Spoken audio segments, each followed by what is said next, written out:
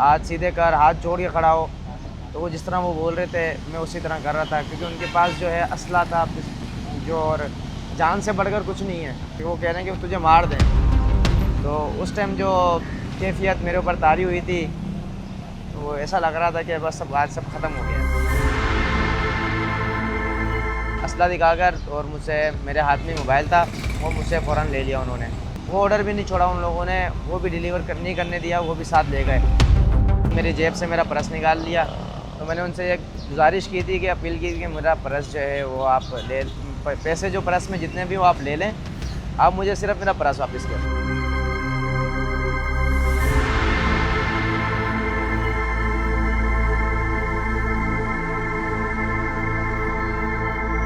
कराची में डकैती की वारदातें अब मामूल बन चुकी हैं। दिन हो या रात, कराची में अब जो शहरी हैं वो ख़ुद को महफूज नहीं समझते। इसी तरह 2 रोज़ कबल एक फूड पांडा राइडर को जो है डकैतों की जानिब से रात के वक्त लूटा गया।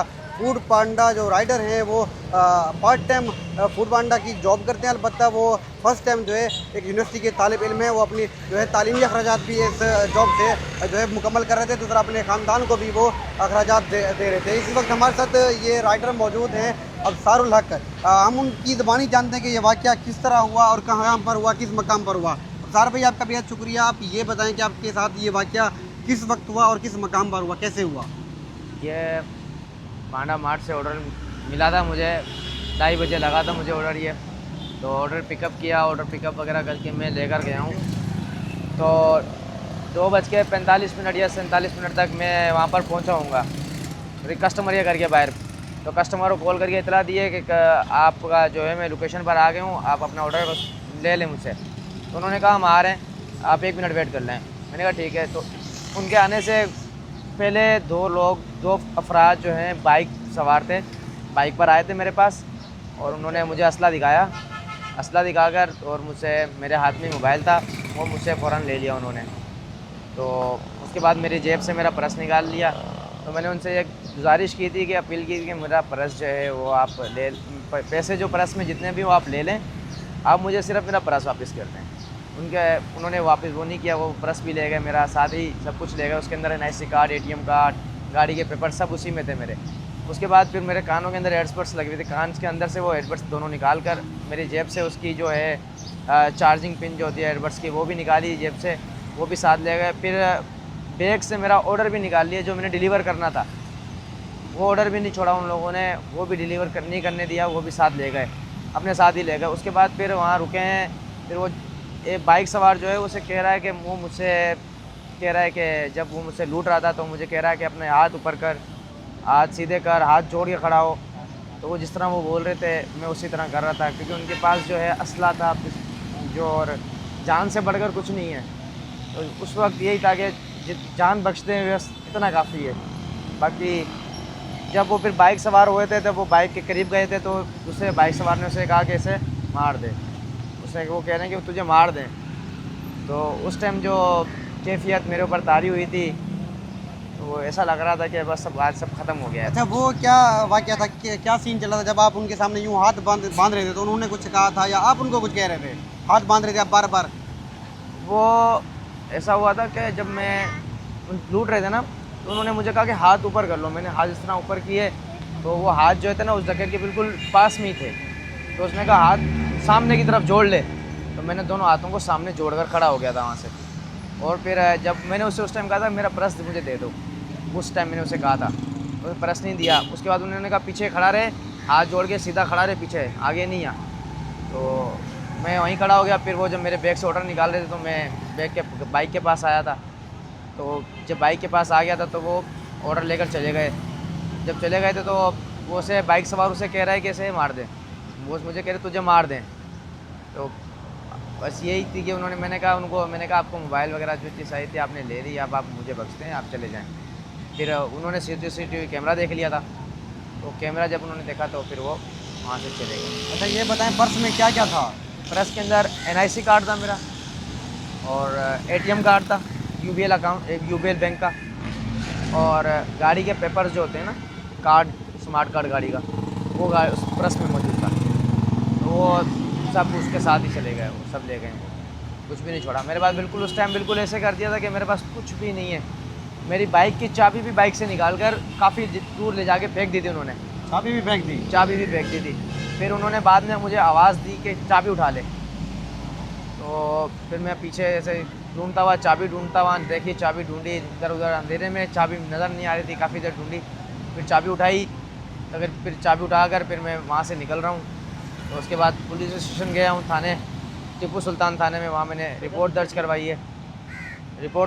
है, वहाँ पर। उसके बाद फिर पुलिस इंशाल्लाह तफ्तीश कर रही है इस चीज़ की, और इंशाल्लाह उम्मीद है कि पुलिस इस चीज़ को सीरियस ले और इंशाल्लाह वो मुजरिम को जल्द अज जल्द पकड़े। अच्छा ये बताएं कि आप फूड पांडा राइडर की जॉब भी तो कर रहे थे, तो उसके साथ साथ आपकी क्या एक्टिविटीज़ हैं वो भी बताएं। पार्ट टाइम जो है नाइट के अंदर फूड पांडा राइडरिंग करता हूँ मैं, और दिन के अंदर जो है स्टडी करता हूँ। स्टडी कौन सी क्लास में? कौन सी Dawood university BS environmental science का स्टूडेंट। अच्छा, आप अपने तालीमी अखराजात भी यहाँ से पूरे कर रहे थे? जी फूड पांडा से, बिल्कुल मैं यहाँ से फूड पांडा से अपने तालीमी अखराजात भी पूरे कर रहा हूँ। अच्छा, आपका ताल्लुक सिंध के किस इलाके से है? मेरा ताल्लुक जो है सिंध के ज़िला उमरकोट और तालका कुंडी से।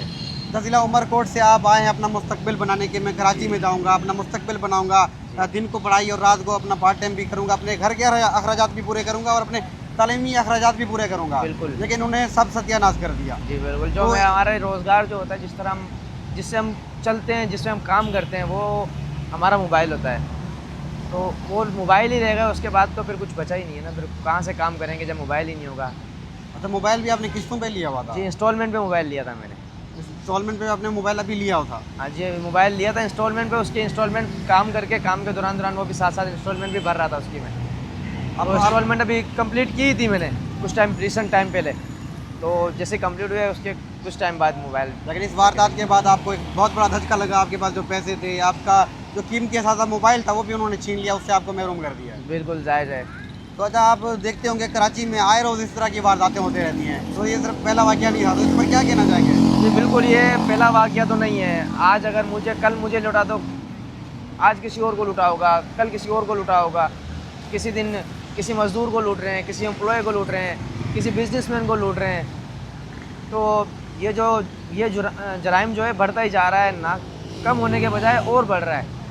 तो हमारी अपील ये है कि उस जराइम को कम से कम रोका जाए, कम से कम किया जाए, इस पर ज़्यादा से ज़्यादा सख्ती की जाए इन चीज़ों के ऊपर।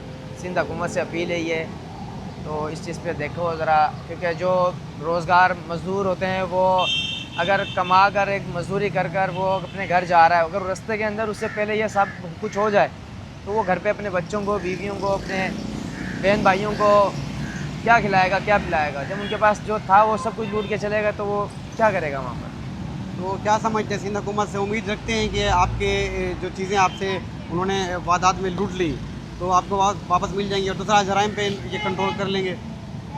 इंशाल्लाह उम्मीद करते हैं इनसे कि सिंध हुकूमत जो है इस चीज़ पे थोड़ा अपना ध्यान लगाए, इस तरफ ध्यान थोड़ा दे ताकि चीज़ों को कम किया जाए। तो अपील कर सकते हैं सिंध हुकूमत से इस चीज़ की हम, और अपील यही है कि इस चीज़ को थोड़ा जो नज़रसानी की जाए, इसके ऊपर देखा जाए, इन चीज़ों को सख्ती की जाए इन चीज़ों के ऊपर, ताकि जो मज़दूर वगैरह लोग हैं, छोटे तबके के लोग हैं, अगर उनके साथ अगर इस तरह की वारदातें हो जाती हैं तो वो क्या करते हैं? फिर वो हर चीज़ से ही महरूम हो जाते हैं वो। तो लोग तो अब कराची आना ही छोड़ देंगे। लोग जो आए रोज़ वाक़यात सुनते हैं कि आज फलां के साथ फलां डकैती होगी, रात के वक्त, दिन के वक्त। जी बिल्कुल ऐसा ही है। अगर इस तरह अगर चलता रहेगा तो लोग जो है कराची शहर को छोड़कर चले जाएंगे, यहाँ कोई नहीं रहेगा। जब यहाँ पे आए दिन इस तरह की वारदातें होती रहेंगी, इतना रोज़गार कमाएंगे नहीं जितना हम भरते रहेंगे, तो इससे बेहतर है यहाँ फिर कौन आएगा। तो यही अपील करते हैं उनसे कि हमारे कराची शहर को पुरसकून और अमन वाला बनाया जाए। आजी, जैसा कि ये कराची में एक पहला वाक़या नहीं था, इस तरह के आए रोज़ वाक़यात होते रहते हैं, सुबह हो, रात हो, दिन हो, कोई भी वक्त हो, वाक़यात तो ऐसे होते रहते हैं। लेकिन मीडिया की जान से रिपोर्ट भी किया जाता है, लेकिन कोई ख़ास कार्रवाई नहीं की जाती। लिहाजा जो अंसारुल हक़ हैं वो उम्मीद कर रहे हैं हुकूमत से, सिंध पुलिस से उम्मीद कर रहे हैं, अपील कर रहे हैं इस तरह के जो इस तरह के मुल्ज़िमान हैं उनको जल्द अज जल्द गिरफ़्तार करके उन्हें जो है सज़ा दी जाए, सख्त सज़ा दी जाए, ताकि वो इस तरह के जो है जराइम में जो है मुलव्वस ना हो सकें।